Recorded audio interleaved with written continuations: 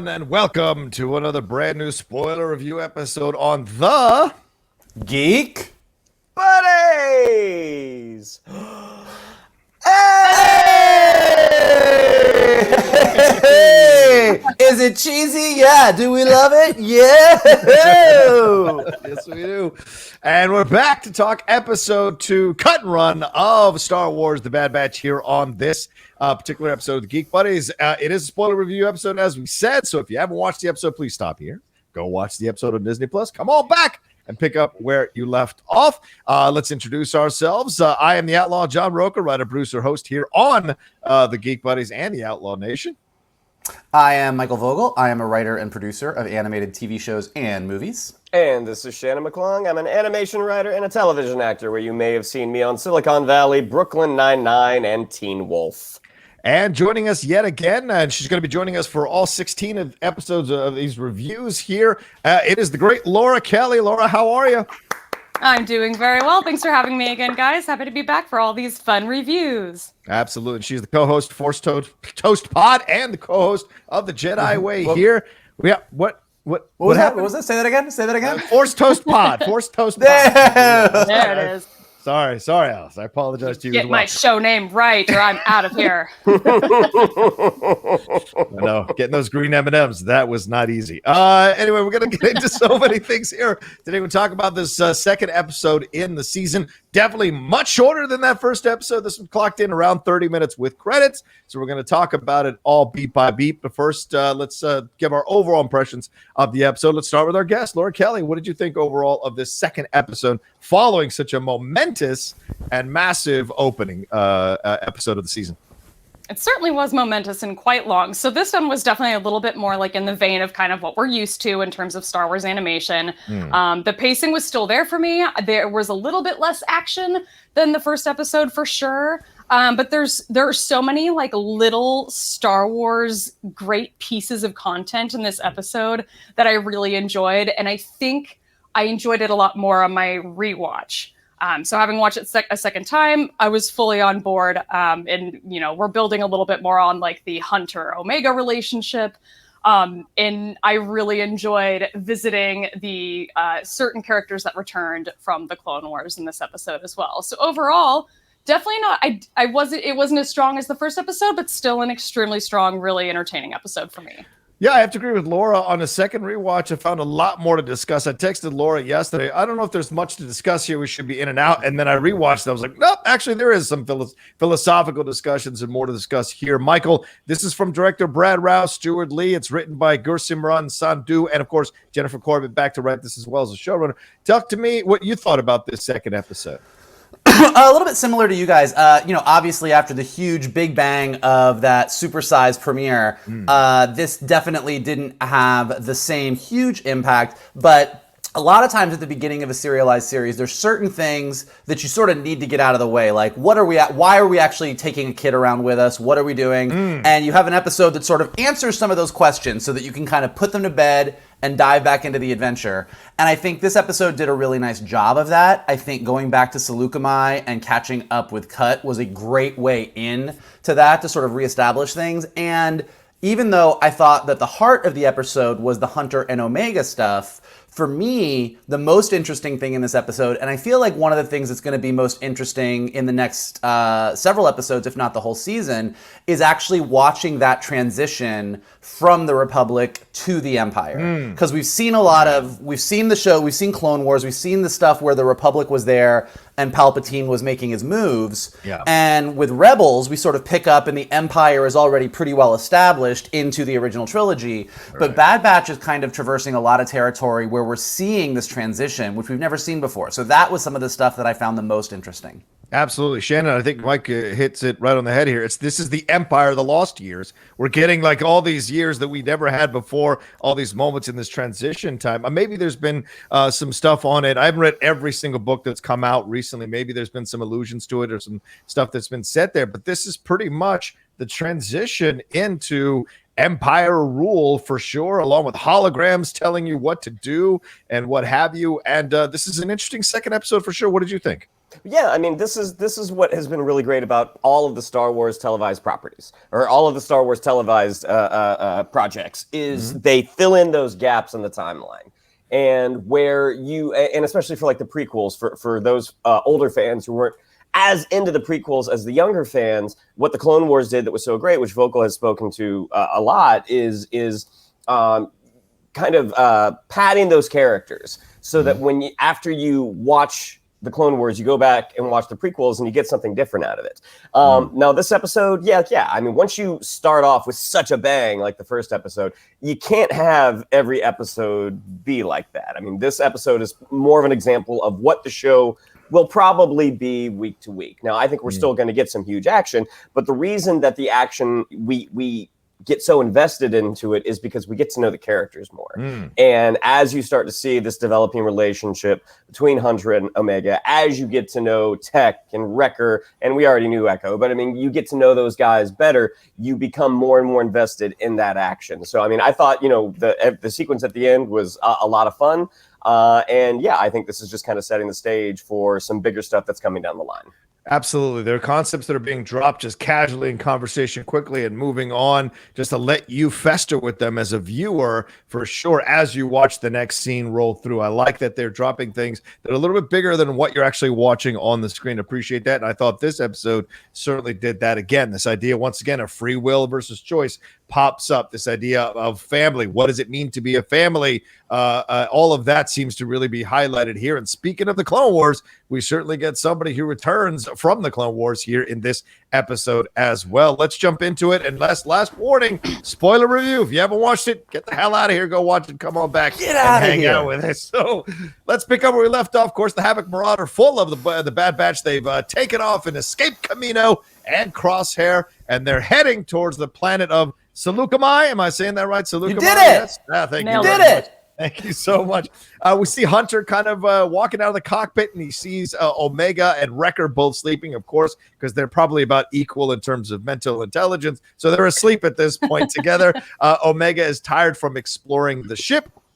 But this question comes up. Echo asks Hunter, what are we going to do with a child? It's a very interesting concept. She's come onto the scene. Hunter went back for her, made the Bad Batch go back for her. So now there's a responsibility here as a dad. You've taken on this responsibility, and this will come to be in Hunter's face throughout this episode. As the Havoc Marauder descends into Saleucami, it scatters the Nexu that was hunting several Nuna birds. The ship doors open. Omega shields her eye from the sun, so clearly it's the first time she's seen the sun. She samples the planet's fresh air. She touches the dirt. Then they're walking later on through a forest of towering Bith. They walk through a field of plants with fruits hanging off of them. She gets fascinated, Omega does, by a carrier butterfly. Echo asks Tech about what friend they are going to see here on Saleucami. Hunter says that they are staying off the radar, and this person's staying off the radar. And then Echo asks, well, should you trust a deserter? He says, why not? We're all deserters now by that definition. So, and then they come upon a possible trap. There's a tripwire. Wrecker trips the wire, which causes some repurposed B1 battle droids to pop up. Hunter calms Wrecker down, and then we meet Sue and Cut, Twi'lek Sue Laquan. I hope I'm saying that right. Is that right? Laquan? Am I saying that right? Laquan, right? And her clone husband, Cut, who is there. They are old friends who recognize the clones. They're introduced to each other. When Cut asks about Crosshair, Hunter adjusts his Facebook status to "it's complicated," and then Cut and Hunter discuss Rex, who has apparently just been there, and inform Cut and Sue about the clone troopers turning on the Jedi. Rex also warned them about the arriving Imperial presence, and they explain about the inhibitor chips a little bit more that caused the clone army to kill all of the Jedi. Omega explains that the Kaminoans implanted inhibitor chips in the clones to modify their behavior. Hunter recalls that Tech said that regulars were programmed to never mention their chips, and Tech comments that this is why Order 66 works so well. So an incredible beginning. Certainly Omega kind of sampling everything for new, but then Michael, we get a lot more of this inhibitor chick conversation, this impending doom of the Imperial, and we come upon a clone who apparently did not fall prey to Order 66. Cut, who we saw, I think, in season 2, rather, of the Clone Wars. Talk to me about this opening. So a couple things. I really like, first of all, before we dive into the clones for Cut and everything, I'm really liking how they're using Echo. I think we talked about it briefly last week, or if not, I just wrote about it in a comment somewhere, but I felt like the rest of the Bad Batch were really, really well defined. And Echo was sort of just hanging out there, and we know what he can do as part of the team because of what he went through. And of course, we know him from knowing him as one of the clone troopers in Clone Wars, but how he fits into this team and what his vibe is with the rest of the Bad Batch is a little bit undefined. And I kind of like, whether it's in that very opening scene where he's the one who's like, what are we going to do with a kid? Or when they're walking up to the farmhouse, where he's the one who's like, who is this guy? Should we trust a deserter? You see that of all of them, Echo is still sort of holding on to that sort of regular clone mentality. Yeah. That he's the one that's still a little bit more of these are the rules, this is what we're supposed to do. And then we'll talk a little bit more about him and Tech and their relationship later in the back half, which I thought was really fun. But I think they're using Echo really well. Also, I've seen a lot of people point this out online, but the things on his head sure do make him look like Lobot from Empire Strikes Back. I'm like, wait, Lobot does these things, Echo does these things. Are we getting a little bit of something here? So I thought that was really interesting. Omega's adorable. Omega was giving me 1,000% Rapunzel Disney Princess vibes. Like when she got off that ship and was like, what is this? And they're like, it's dirt. It was 1,000% Rapunzel coming out of the tower for the first time. And I was here for it. I thought it was great. And then I think, like I said, using Cut and Sue and their family as sort of the place to go was really great, because that episode in season 2, was one of those first, not one of those first episodes, but in season 1 and 2 in Clone Wars was where you all of a sudden realized that we were going to get to really get into some bigger discussions about clones and individuality. And even in season 2, meeting Cut, him and Rex having the relationship and the discussions they had, this was like a lovely continuation of that. And to sort of see the changing shape of the galaxy as the Empire was kind of making their move through this family that we already knew, I thought was really, really smart. I think that all the stuff with the inhibitor chips was great. It was a little bit of like a review for everybody, just to remind everybody what was going on. But it was also really nice to just see Omega, kind of what she brings to the table. Like, she clearly knows a lot more about what's going on. Like, Tech has figured a lot of it out because he's smart, but Omega really does have a lot of information, and I have a feeling we're going to continue to see the amount of information she has, and probably some stuff that she's keeping secret, potentially. So how much does she really know about what was going on Kamino with Order 66, with the inhibitor chips? Yeah. And then as far as Cut goes, I did, like, as I was watching this, I had a question, and I saw a couple different theories online, and I wanted to bring it up to everybody here, like, so why didn't his inhibitor chip work? Is it like, did you have to hear Order 66 for it to work? Has he been out of the mix for so long? Like, I'm really curious, because that's something that they sort of glossed over a little bit. Like, we know why the Bad Batch's inhibitor chips didn't work, with the exception of Crosshair, which sort of worked. But Cut, you would think that he would have just been like farming or chasing some Nunas or something, and all of a sudden would have been like, good soldier follows orders. So I was a little curious as to why his didn't. I was totally okay with it. I accept the fact that it didn't, but it was a question that came up for me. Okay, Laura, talk to me about this opening, and then maybe answer Michael's question. Why do you think this happened? What do you think it didn't happen for Cut? Sure, and I definitely want to address that theory, because I do have a theory of my own, I think. In terms of this opening, I agree with Michael 100% that I really love the way that they're using Echo in this episode. I'm excited to get into some of the sort of banter he has with Tech a little bit later. I think for the most part in this episode, we're getting a lot of Echo sort of acting as like the audience that may or may not have actually watched the Clone Wars before. Yes. Or maybe they watched it and just don't remember it all that clearly, because we're having to sort of reestablish, like, okay, who is Cut, who is Sue, what's the deal with them? And it was really fun, I think, to bring both of them back.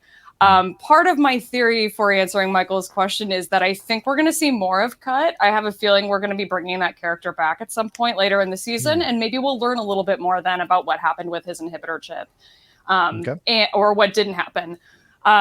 But I really enjoyed this scene. I loved a lot of the scene with Omega coming off of the ship. We get a little bit of, like, it's sort of like the other side of Anakin hating sand, where she just drops to her knees and is just picking up the dirt and letting it run through her hands. It's just really, it's this really great little, juxtaposition there between what we saw. There's a beautiful piece of score that's playing over the scene where she's, kind of dancing around in the dirt and saying that it's amazing. And it's just very cute and very pretty. I really enjoyed the scene of the the Nexu coming back into Star Wars. We're taking other parts of Attack of the Clones. We're bringing them into this show, and I'm totally here for it. I love the little prequel drops that we're getting in this show. That's for sure. But yeah, one of the things with Cut Laquan, if you do want to go back and revisit this episode in season 2 of the Clone Wars, it's called The Deserter, where we learn a little bit more about him and how Rex came to know him and sort of how their relationship builds in that episode and how it evolves. So I love the idea that when we leave Rex at the end of season 7 of the Clone Wars, that is where he goes, he goes back to Cut and Sue and to the Laquan farm. I thought that was really cool. So I'd love to know a little bit more about what happened in that scene. That's why I'm kind of hoping that maybe we get a little bit more from Cut and from Sue later in this season.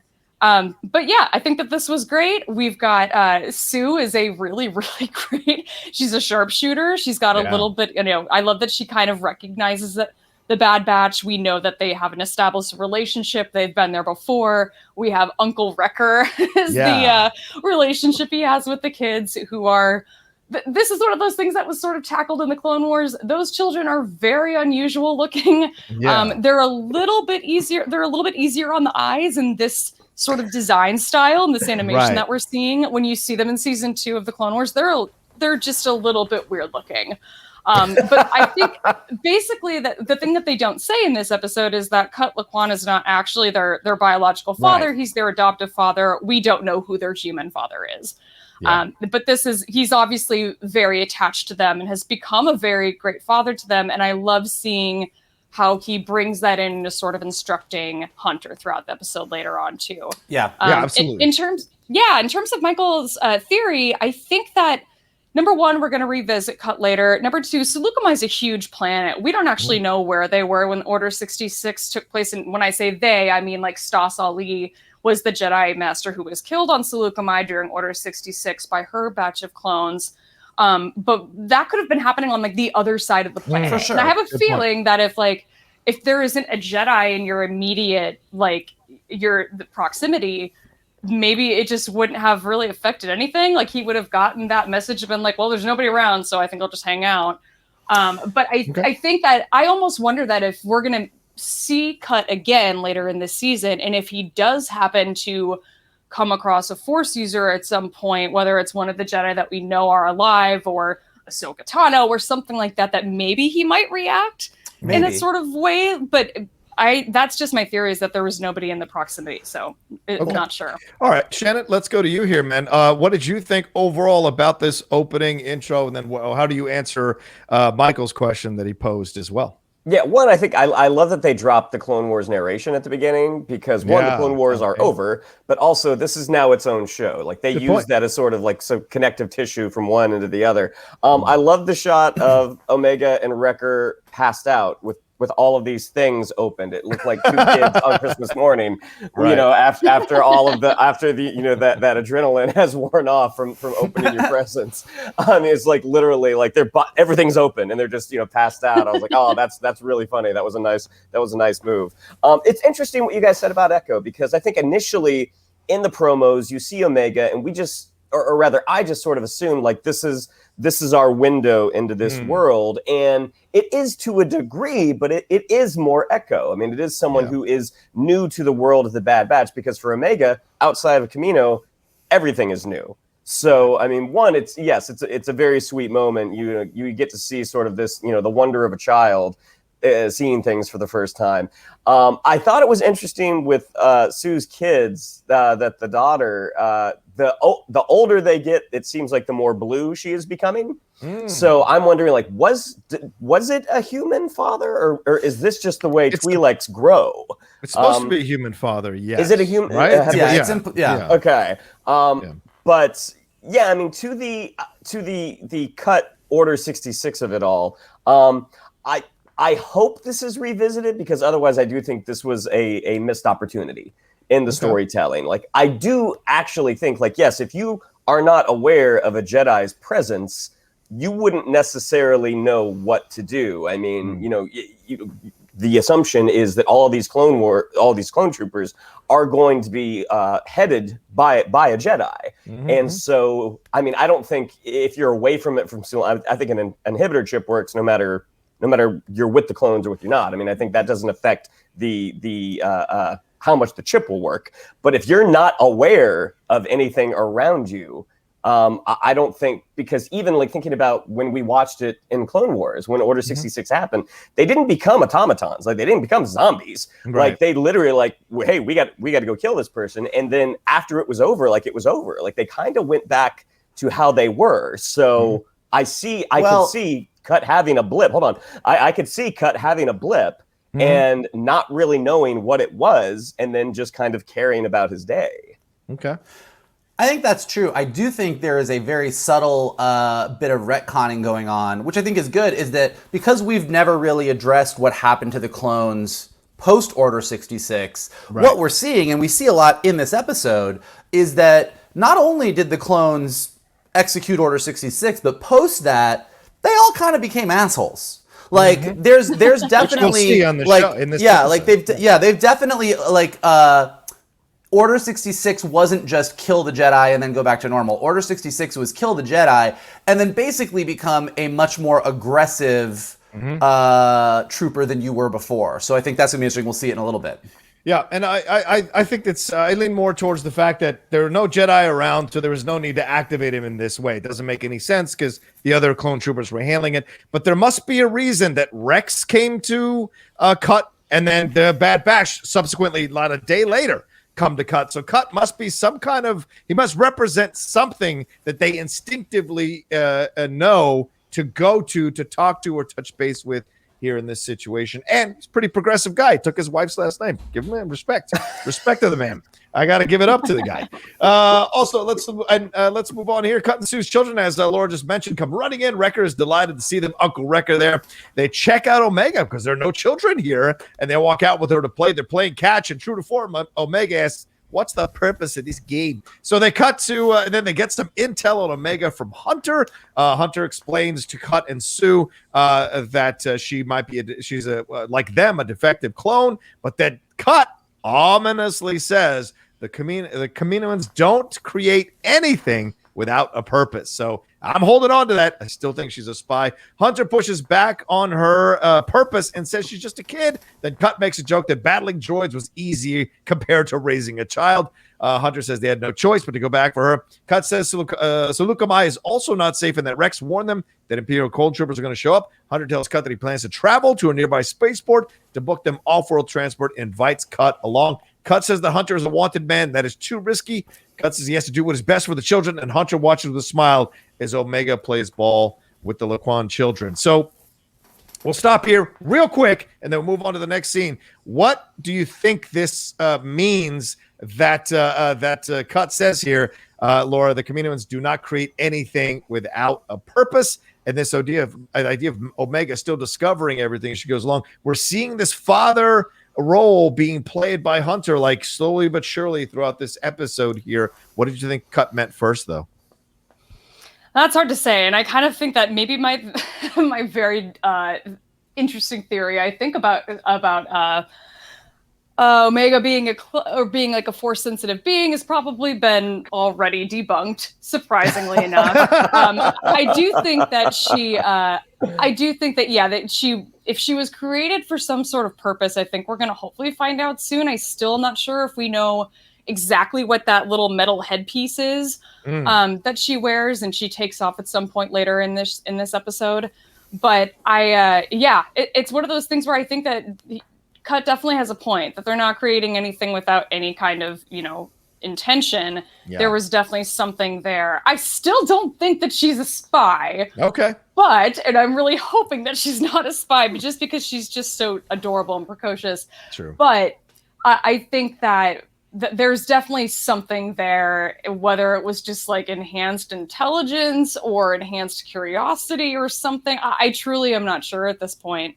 I don't really have a theory, but I do think that I really am hoping that we don't draw out this sort of questioning process too much longer. It would be nice to have a little bit of a hint or an answer as to what exactly her enhancement or defect is, depending on, I guess, who you are. Yeah.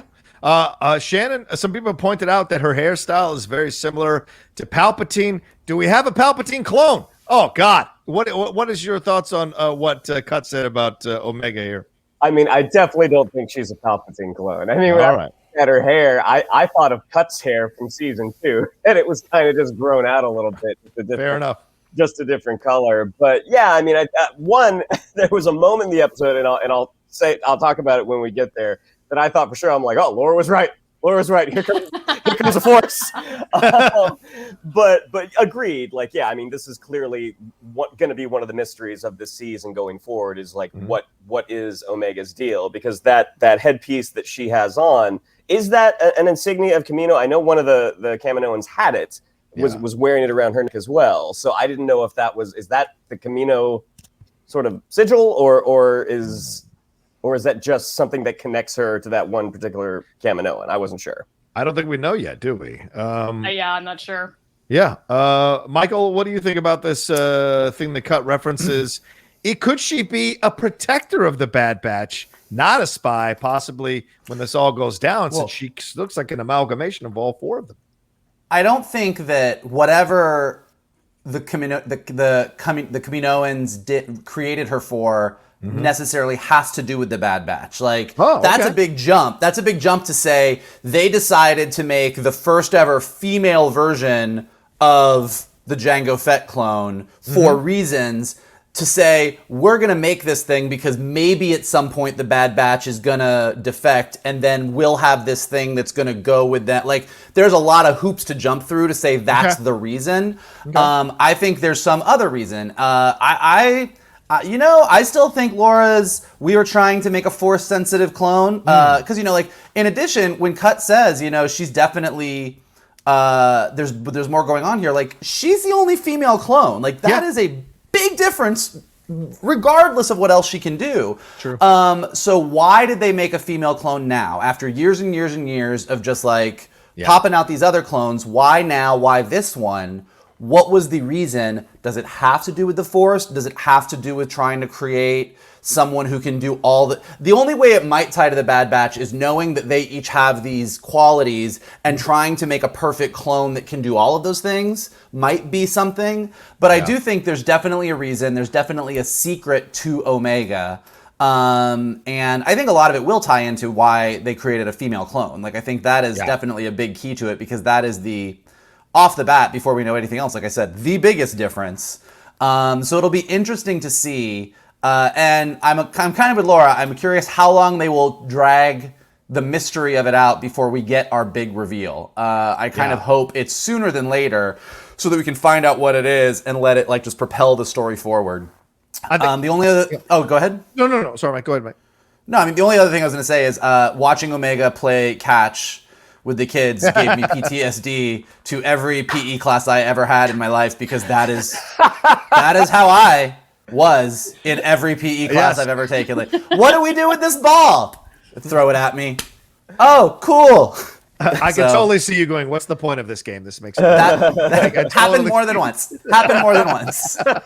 Same line of dialogue delivered with a different intention. Yeah, the whole time.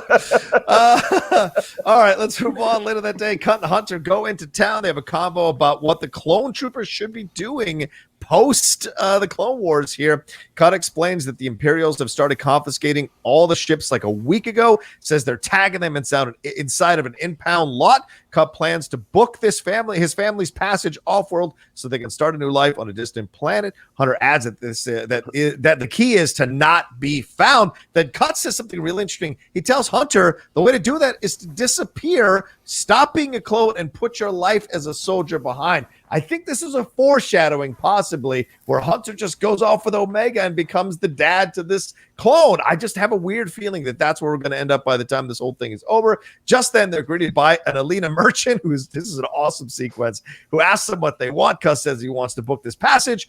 The Alina says it's gotten more difficult under the Empire, and he needs to have a chain code to travel off-world. A chain code legally per the new galactic policy. Then we see a holo projector of an Imperial officer announcing that all citizens can exchange their invalid currency for Imperial credits, that the war is over, that the Empire promises peace and prosperity. Where have I heard that before? And the man ushering in this hologram is Vice Admiral Rampart. I discovered a human Imperial officer, and just then we see a frustrated Snivian traveler going up against a couple of clone troopers who keep pushing him off. He's like, I've got to get on this ship. They push him off because he doesn't have the chain code, and they send him down to go get his chain code or afterwards. And then Cut says getting off this planet is going to be harder than they thought. So, Shannon, this is an interesting mix. We've got a hologram telling us everything is going to be fine. Then we've got, as Michael referenced, these clone troopers being kind of assholes, shoving this poor Snivian traveler to the ground. This guy desperately, clearly had to make some kind of date or business function or whatever, and then eventually went over to get his chain code. This is the impending dread of the Imperial, the Empire, rather, having control here, don't you think? Yeah, definitely. I mean, that's what Vogel said at the beginning of kind of figuring out this is the transition from a republic to an empire. Yeah. Hunter's line that troops should be pulling their forces, not securing a post. The war is over. Mm-hmm. And the galaxy, by and large, they don't know what that means to go from republic to empire. I mean, on the surface, it's just a name change, but it's like suddenly they're literally tagging you. Like they want to find out where everybody is. And I think the chain, like I like that they're introducing a concept in one Star Wars property and using it in another, because I think chain codes were introduced in The Mandalorian. It was just some sort of, identifier. And now to see the larger implications of what that meant, I mean, it was really interesting. And Vice Admiral Rampart, that is my good friend Noshir Dalal. Oh, if you are a video gamer, he's been in some of the biggest games. He was in Star Wars Squadrons. He was in Red Dead Redemption 2. Not English, he is American, but there's that moment of you kind of look down and you hear a voice that's kind of similar. Then like, let me look this guy up. Like, oh, that's my friend Nosh. So I texted with him afterwards. I'm like, hey, congratulations, man, that's so awesome. He's Fort Knox when it comes to NDAs. Like he will not. He does not tip his hand whatsoever. And I was like, so are we going to see more of Vice Admiral Rampart? Stonewall. Got nothing out of him. Probably because you were about to spill the tea if he said anything. So I wouldn't have put it up if he told me yes, I wouldn't have said it. Smart move, Nosh. All right, Michael, what do you think is happening here? Are we just kind of laying the seeds a little more about how the Empire is going to be and how these clone troopers are going to be used in forceful ways by this Empire? Yeah, I mean, like I said at the beginning, like this is one of my favorite things about this episode is from a bigger world building Star Wars thing is just watching this transition happen and kind of watching everyone's confusion, like watching everybody not understand. And like, you really do realize the fullness of like, I'll give, as much as it's been well documented on the show that I'm not the biggest fan of the original trilogy, you've got to give Lucas credit for the bigger picture of things, which is this throw the galaxy into just utter turmoil where planets are at war with planets. There's war. You're just tired of the fighting. Yeah. Everything is going on every single day. There's clones and droids. Everything's blowing up. And then all of a sudden it just stops. And this galactic empire shows up and says, hey guys, war's over. We're giving you peace. We're giving you a new monetary system. You can't really use the monetary system unless you get this chain code. So why don't you get the chain code and why don't we register everything for your safety now that the war is over? And you can really sort of start to accept the way that people would be like, okay, like this makes sense. Like I'm feeling a little weird about what's going on, but the war is over and they're saying that this is better now. Like you can really sort of see how it wasn't just like these big mustache twirling bad guys flying in and being like, we are your new masters. You're like, okay, I kind of like, I can accept that a galaxy that had been ravaged by the Clone Wars for years would kind of willingly or at least unwittingly go along with this. And I think it's really neat. And then, like I said, watching the clones kind of roughhouse with everybody and kind of be just more aggressive, you do realize that Order 66 has sort of irrevocably changed the clones. It wasn't that they just did this one move and said, yep, I guess the Jedi were bad, but now we're back to being the good clone troopers that we are. There is just a higher level of aggression. They're acting more like what we assume, what we know stormtroopers to act like. And it's going to be interesting to watch this transition as they phase out the clones or whatever they do and start replacing them, as Tarkin kind of alluded to in the first episode, with cheaper labor who has much worse aim.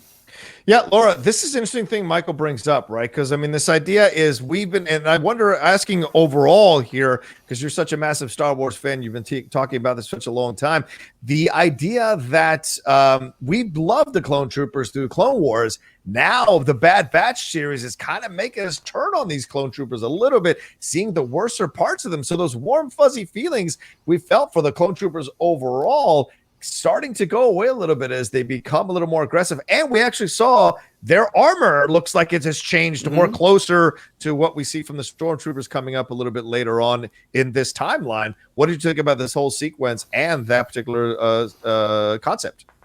Well, I kept forgetting that they were not stormtroopers. Every time I saw them, I had to continuously remind myself what time period we're actually in. But kind of the way that you're talking about the Empire and how this monetary exchange and chain code business has been brought about, it does sort of make me think back to things like reading the novel Lost Stars and how there are characters in that book that are supposed to be our protagonists that are all for the Empire. And you kind of we're laying the groundwork now and kind of understanding why that is. If you lived on a planet that was ravaged by a war during the Clone Wars, whether you were a separatist or with the Republic, you can kind of see the advantage of somebody coming in with the propaganda of the war is over, we're going to start taking control and make everything more orderly. Yeah. So it's sort of laying the groundwork there. I got to say there's a little bit of rhyming here in this whole sequence with the Phantom Menace where we're talking about exchanging credits because the Republic credits are no good here. We've got this blue Alina alien whose name I can't pronounce, but she's voiced by Nika Futterman, who everybody should know as playing Asajj Ventress if you're a Star Wars Clone Wars fan. But she's the same species as Rats Tyrell, who is also in the Phantom Menace. He's the only character pod racer who actually dies in the pod race. But yeah, there's a little bit of rhyming there with Phantom Menace, which I appreciate fully. And the fact that we're kind of seeing all of these clones kind of become a little bit more aggressive. We know that it's coming, that eventually they're going to be commissioned. We just don't know exactly when. I almost wonder if we're going to end up kind of rolling back to, at some point, we're going to start empathizing with these clones again as they're getting decommissioned, and we're suddenly having to explore again the philosophy of we were created for the purpose of war. Now there's no war. Now they don't need us. Now what? So I'll be curious to see if they ever take this story in that direction again, or if we're just going to kind of leave all of these Order 66 minded clones, leave that storyline for another time, perhaps. That's a fantastic point, Laura. This idea how it could mirror real life of the soldiers that go to war for our country for numerous decades, what their lives are like, the ones who are really good at it and have a taste for it and love it. What do they do afterwards? How do they transition back into regular life? Can they do it? If you want to watch a classic film, Patton, watch that. His desperate desire to hold on to war, hold on to being a soldier because he didn't want to go back to civilian life, what that can do. So I wonder if they do explore that with the clones low key throughout this as a storyline. Could be interesting. All right, we go back to Omega and the Quan children playing. We get a situation here with a sneering Nexu when she runs after a ball past the fence.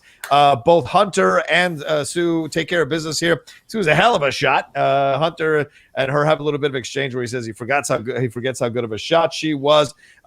Pretty interesting stuff. The last time we saw Nexu, I think, was Attack of the Clones, the CGI creature there in the gladiator battle down there in the arena. But Shia comes in and tells everyone that Omega is in danger. That's how they all kind of figure this all out overall. But back in the hut, Hunter asks if Tech could create some false chain codes for the Quans to travel off-world. Tex says that he only learned them a moment ago, but he agrees. He thinks he can figure it out. I love that it like seconds. He's like, yeah, I could probably figure it out.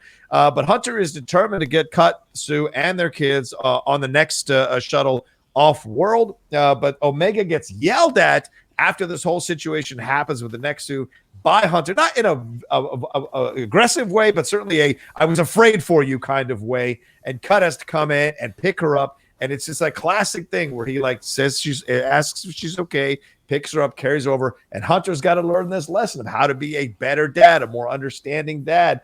And then we go to Omega sitting in this rear gunner seat. She's clearly emotional. She's tearing up a little bit. She removes the amulet from her head, holds in her hand, looks out, sheds a tear, and then Hunter and Sue have a conversation about children always finding a way to get into trouble. She adds that protecting them is what they do as parents. When Hunter asks where's Omega, Cut says she wanted to stay on the ship. Hunter says he's been thinking about things that Omega should go with Cut and Sue, and when they go off world. So he wants to offload Omega, Laura, on to this loved one family. What's your thoughts as we go into all of this? Here we're making a transition. Hey, you got to be a better father. You know what? I think being a better father is giving her off to someone else who's a family. What'd you think about all of this? I thought immediately of little Grogu. So there's a lot of Mandalorian influence, I think, in this part of this show. Yeah. However, I am sort of glad that we do reconcile it within this like 28-minute episode rather than over the course of 2 seasons. So, and obviously it ends a little bit differently, but I really loved this scene where we have Cut Lawquane sort of demonstrating, not really telling, but full on demonstrating to Hunter how he needs to be a better dad and how he needs to remind him that this child is not a soldier. She's just a child and she has absolutely like no experience in the real world. And how he sort of bends down. He's just like, hey, are you hurt? I'm just glad that you're okay. Like he very much has to sort of demonstrate to Hunter, I think. And I really enjoyed that scene.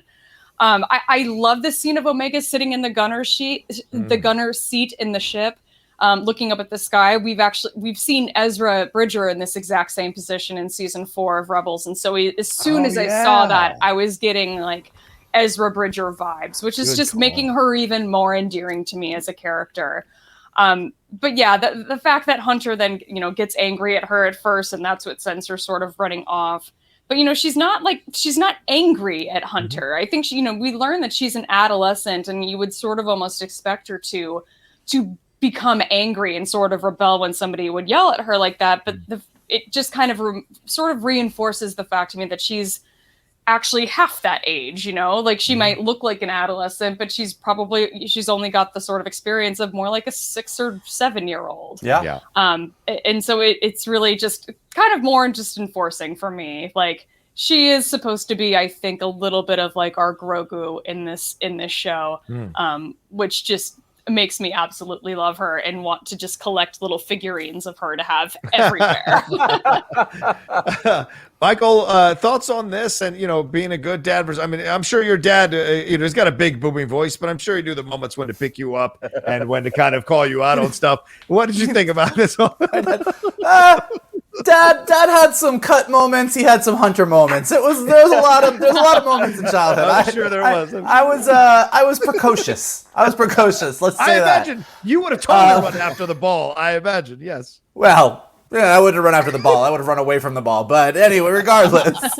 No, I do think there is something funny when you, like, to Laura's point, when you are looking at Mandalorian and then you look at Bad Batch, you're like, there is some serious, I don't know that I know how to be a dad vibes going on into the DNA of these shows. Like, let's give someone who clearly has no business being a parent a parental role, and then let's watch them stumble around not knowing what to do until they figure it out. And it's charming. It's what made us love Mando. It's why we're instantly falling in love with Hunter. Way more than I thought we would. I thought Hunter was just going to kind of be this like super type A badass hunter tracker character, and instead he's just this big old softy, which is kind of adorable, and kind of watching him struggle. And I love, like, they do a really lovely job of, to Laura's point, Cut and Sue don't come in and say, hey, Hunter, you're being a shitty dad. Let us explain to you how it's done. They show, they don't tell.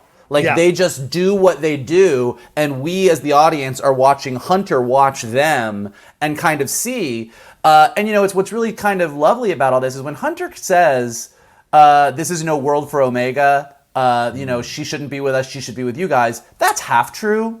The other half is that he is feeling completely out of his depth. Yeah. Like he's trying to avoid this as well because he's like, fuck, I went and saved this clone because she was defective like us, or I felt this desire to have her be part of the team, but I bit off way more than I could chew, which is kind of what Echo said in the very first scene. And I kind of want to offload this because I don't know what to do about it. And so I think that's the other piece of it.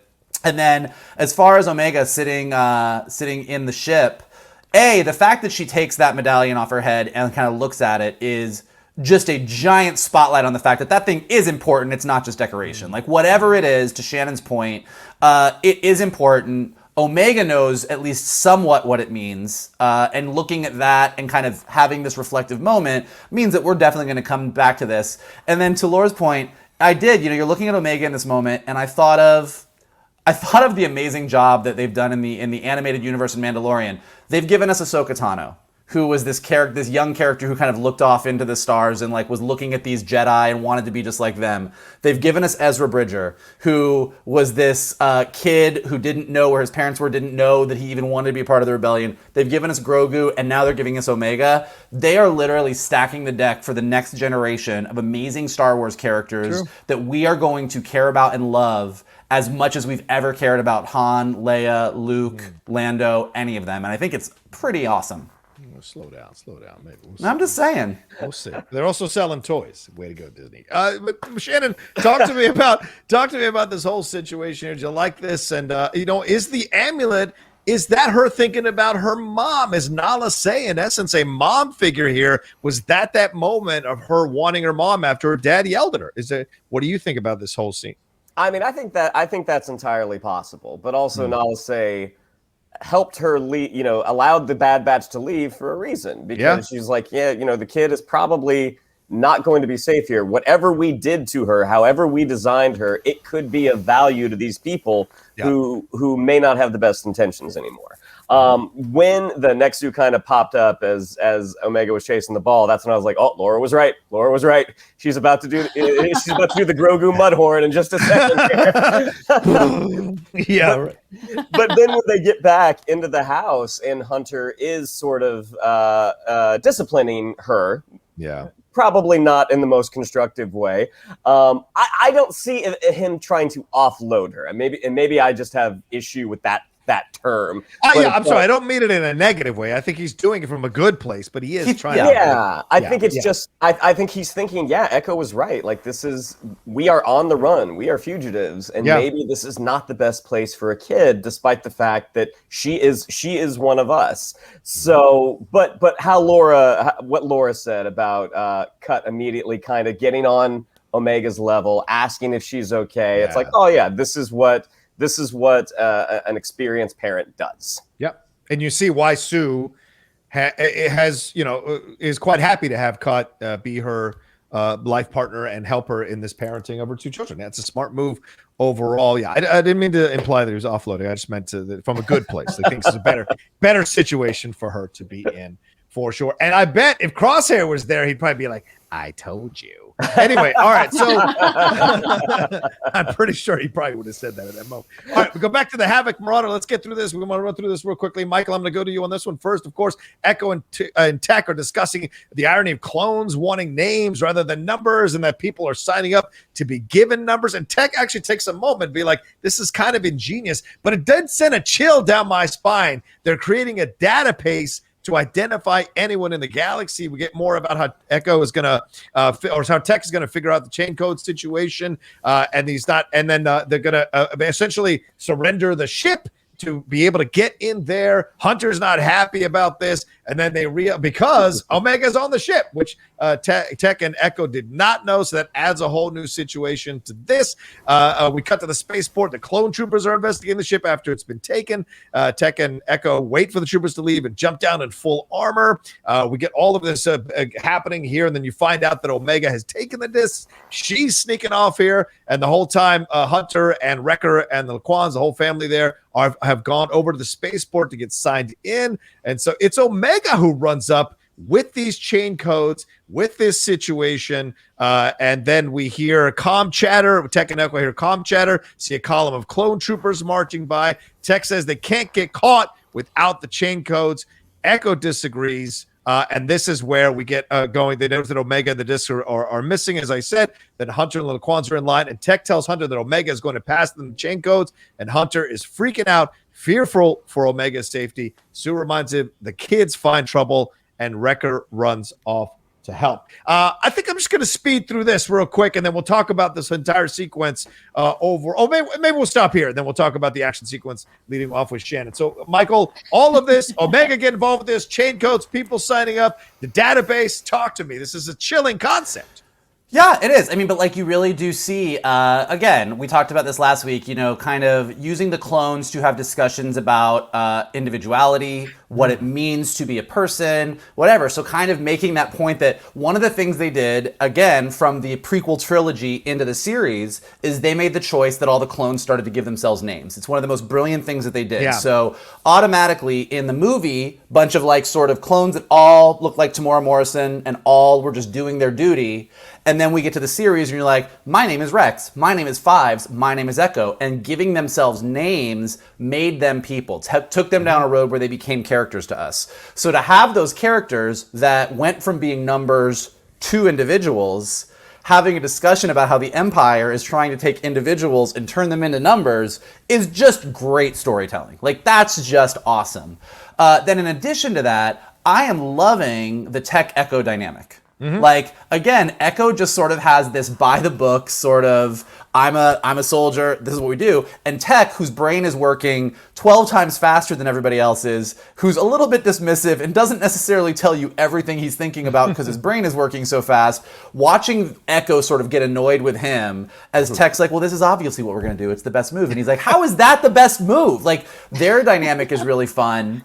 And then, to your point, when Hunter is like, this is a horrible idea, Omega's on the ship, and they're like, oh yeah, fuck, we fucked up. You also sort of see, I kind of like how, as far as the Omega of it all goes, it's very clear that Echo, because he's a good soldier, doesn't quite know why they have a kid on the mission. And Tech, because he is all intellect and very little emotion, at least on the surface, doesn't really relate to Omega at all. Like, he doesn't really know what to do. Hunter, we've already talked about, big old softy, clearly is in love with her. And Wrecker, to John's point at the beginning, is basically on Omega's intellectual level and is like, this is my bestie. So I do love how with the 4 clones in the Bad Batch, you sort of have half the clones not really knowing what to do with Omega, and the other half being just completely like, she's one of us, she's our girl. And I think that that's a great dynamic as we continue. And then as far as the action of it all, this is all just classic Star Wars goodness. Mm-hmm. Like, this is, we are, there's troopers walking around. We need to avoid them. We need to free our ship. We need to get over here to get them the chain code so that they can escape. There's a clock. The troopers are walking down the line, checking everybody's information. Oh shit, is Omega gonna get here? Like, this is just a really classic, what we've come to expect from Star Wars, and it's executed really, really well.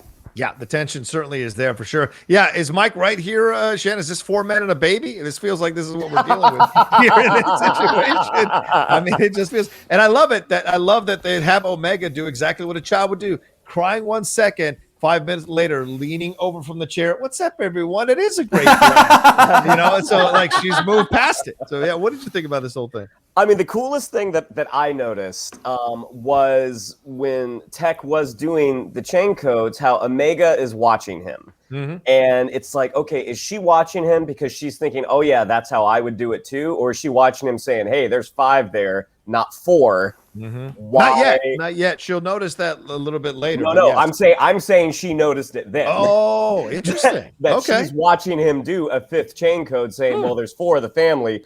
who else from our party is going with them. Oh, interesting. Okay. That was my take on it right away. Because at first I thought, okay, she's an amalgamation of the 4 clones. She has tech skills. She's watching him. And it's like, oh no, she is maybe operating on a higher level, and she realizes what they're doing, that they're trying to get rid of her. Oh, okay. All right. Laura, what'd you think about this whole sequence here?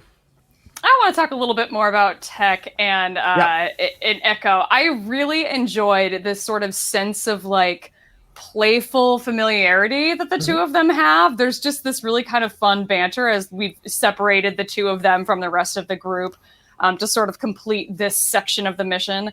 It was just one of those things that was really fun for me. I think I sort of read Tech as being a little bit younger than the rest of the group, and maybe that's just in how he sounds. Interesting. He just has a higher pitched voice, so whether or not they all sort of came to be a part of the Bad Batch at the same time, or if it was over the course of events, I'm not sure.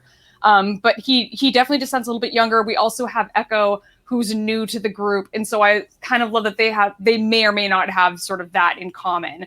And one of the things I remember thinking when I watched the Bad Batch arc in the Clone Wars was feeling sort of like weird a little bit for Echo. And this is me like projecting, I'm sure, but just being like, well, he's with this new group of people. He's not with his old group of people. He's going to be like in this unfamiliar ground. Is he going to fit in with this new group who've been like this established, sort of their established Bad Batch. And now they've got this new member, like, I just really like that he's fitting in with them. And I just enjoyed watching this scene where like, okay, yeah, he's not the outsider. We had a couple of sequences, I think, in the premiere episode where they're like, oh yeah, no, you're just not used to the smell of our weird bunk yet. Like things like that. But this just kind of established me like, yeah, he is fitting in. This is a good place for him. This is where he belonged. I'm glad that he went with them in that sequence in that arc of the Clone Wars rather than staying with the rest of the group, which we know probably would not have turned out very well for him. Yeah, probably not. Even one of those guys pushing people around for sure.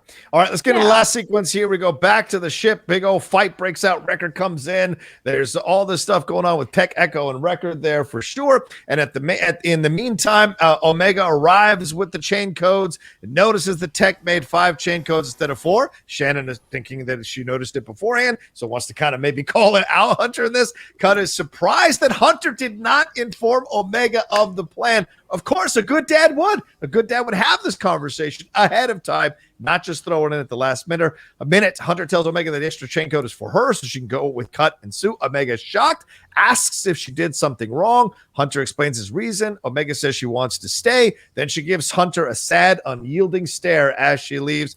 We've all delivered that stare as children, I'm sure. Then we go back to the Havoc Marauder, and this is all going down while Cut and Sue's family do get on the spaceport, but there is a tense moment where one of the clone troopers recognizes Cut. I thought that was a brilliant little moment to have in there, and then gets called away because of all the stuff that's happening in the spaceport. Wrecker they can't seem to disable the clamp. Wrecker says, F it, I'm going to disable this thing, yanks it off, and they're totally cool to go. And then they hear Omega. So he asks where Omega is. Then we hear Omega say, wait for her. She runs down to see them, gets grabbed by a clone trooper. Hunter frees her. Cut boards the shuttle. They see the family. Cut gets on the shuttle. They see the shuttle fly away. Then they get onto their ship, the Havoc Marauder, with Omega, and they also fly away themselves. And Omega finds Hunter. While they fly away, we see Wrecker using a gonk droid to practice with his biceps while Tech and Echo fly the ship. Then Omega finds Hunter working on a computer. She apologizes that she made a mistake, but tells Hunter that she did not need to get rid of her. Omega says that she left Kamino to be with them. She says she wants to be with them. Hunter admits that he has a lot to learn. If this is where she wants to be, this is where she will stay. Hunter turns to sit on the opposite desk as she faces... Omega turns to sit on the opposite desk as she faces Hunter, whose face softens. So, and we end the episode there. Shannon, this seems to be now Omega is fully on the team. There's no more like questioning the situation. It seems like this is dad and daughter and the rest of the uncles hanging out as well. What did you think about the action sequences, the way it was done here, and also this conversation between Hunter and Omega?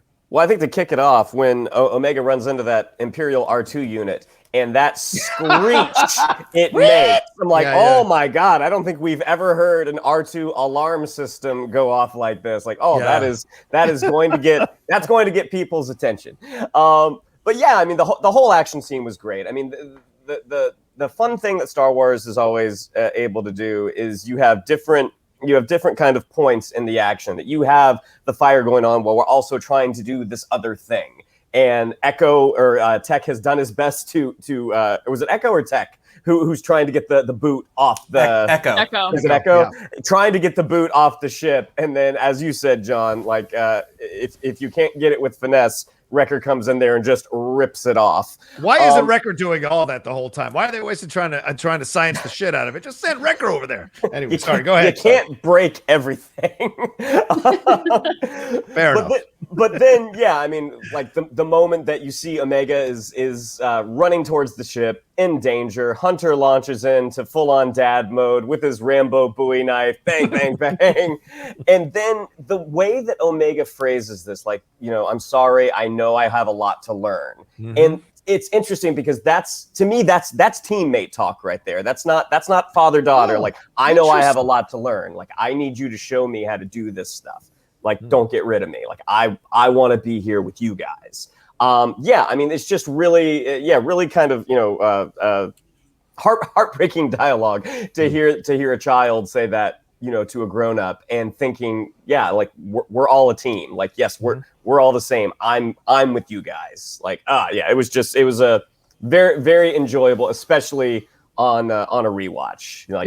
You catch more of those little emotional moments the second time. Laura, swing to you. Yeah, and Shannon bringing up excellent points. But Laura, like, this is something Shannon just brings up at the end here. This idea of the teammate dynamic versus the father-daughter dynamic. She may know what the right thing to do is most of the time, but she hasn't had the experience. And that's where Hunter kind of, and the rest of the Bad Batch, she's got to catch up to their experience a little bit, but she's learning quickly. What do you think about this whole action sequence and this interaction between Hunter and Omega?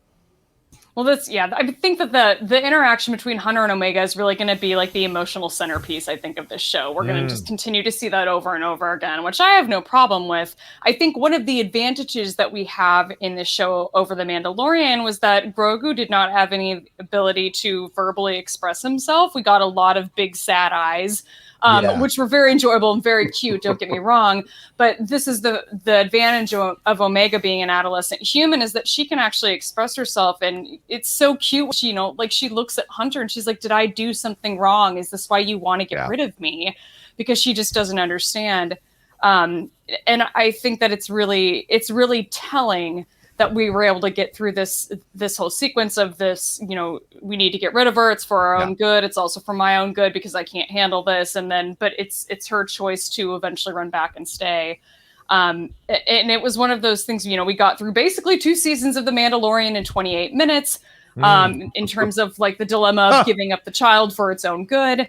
And the fact that she comes back and she pulls away from the Laquan family, I think it just sort of shows that importance of choice. And it's one of those things that I think Harry Potter particularly drove home, that it's our choices that show us who we truly are more than our abilities.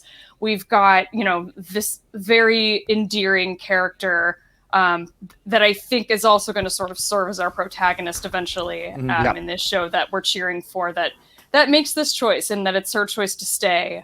And I think Hunter would have been sort of fine either way, whichever way she would have gone. She could have had a perfectly good life with Cut and Quan. But the fact that she chose to stay with these people, I think is very telling of hopefully of who she is as a person, and hopefully not because she's a spy. Michael, Laura brings it up. I'm a bit of a cynic here, Mike. Is she choosing, or is this her programming that says I've got to be staying with these guys? Okay, that's a good. I think throwing it out there.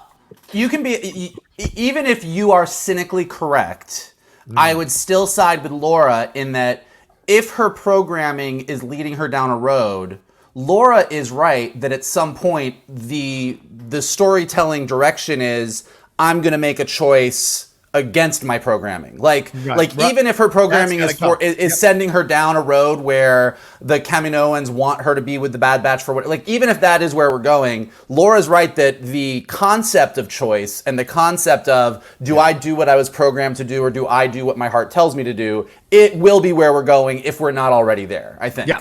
And she says yeah. that to Crosshair. She says that to Crosshair. She last episode. absolutely, Yeah. which is how you know. It's Yeah. not your fault. Which leads me, so 2 points. Yeah. One on that, but before that, to Laura's point about Echo, I agree, but I slightly disagree. I think the moment where he can't unlock the thing, and then Wrecker comes in and just pulls it off. And Johnny, to your point, like why didn't Wrecker do that the whole time? I'm curious, and I would love if they went down this road. If in the next few episodes that comes up, that Echo is still sort of struggling with where do I fit on this team?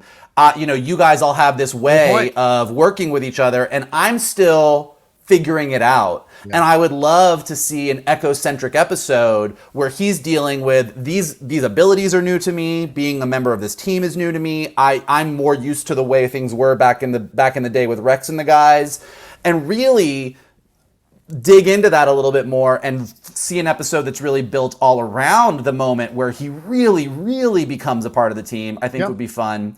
A couple things on Omega and that scene at the end with Hunter.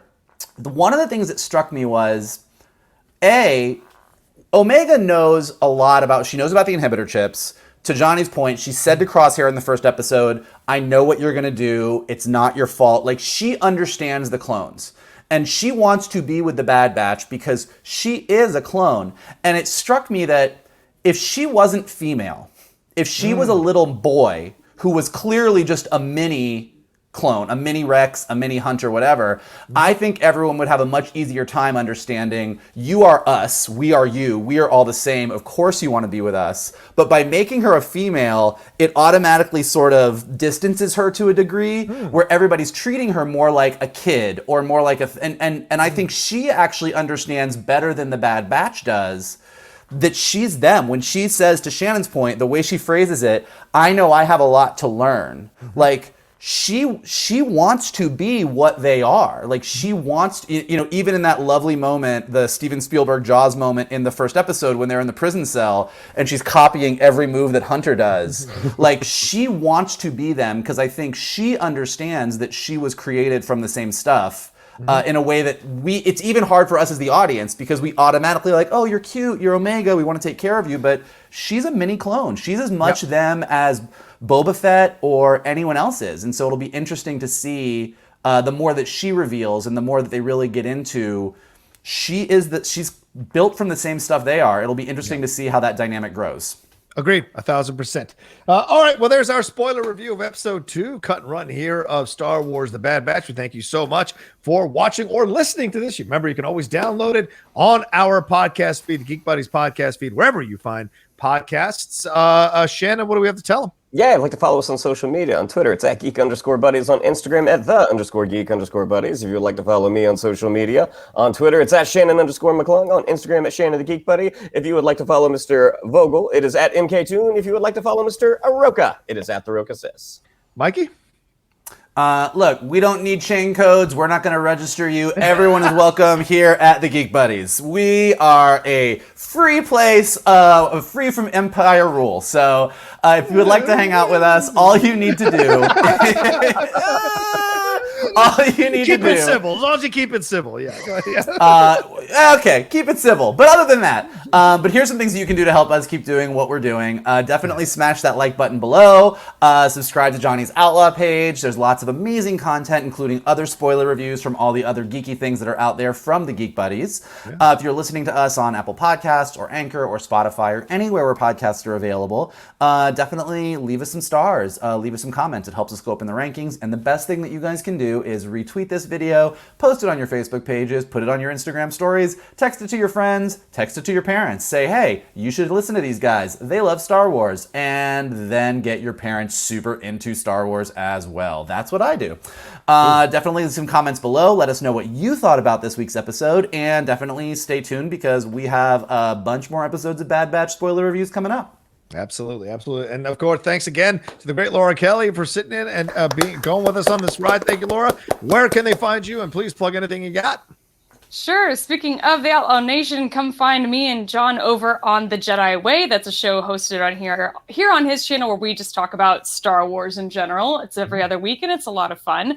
And you can follow me on Twitter at @shutup_Laura. It's right down there. That's my Instagram handle as well. The show that I host with my friend Alice, that's an audio podcast, is Force Toast, a Star Wars happy hour. Follow that show at Force Toast Pod. And stay tuned. I'll be coming back to the Movie Trivia Schmodown in the Star Wars division at some point soon. Look forward to that. Yeah, she is ready. She wants that belt on her shoulder, ladies and gentlemen. You think Omega's determined to stay with the Bad Batch? She is determined to get that belt on her shoulder. All right. Well, thanks everybody for joining us. We love you madly, and we'll talk to you next time. Oh, can I give one quick plug? Please, I've got a new show that just dropped this past Friday. Me and Wendy Lee starting a new show here on Fridays. It's called John and Wendy Explain the World. We talked about the big news stories. We did some reviews of TV shows and films that are coming out. We also talked some K-pop news, some TikTok news, some social media news. It's a show completely different than anything else we do here on the Outlaw Nation channel. So please give it a watch. I'd appreciate some love for that show as well. All right, that's it. We're out of here. Take care of yourselves. We'll talk to you next time on another brand new episode of the Geek Buddies! Hey!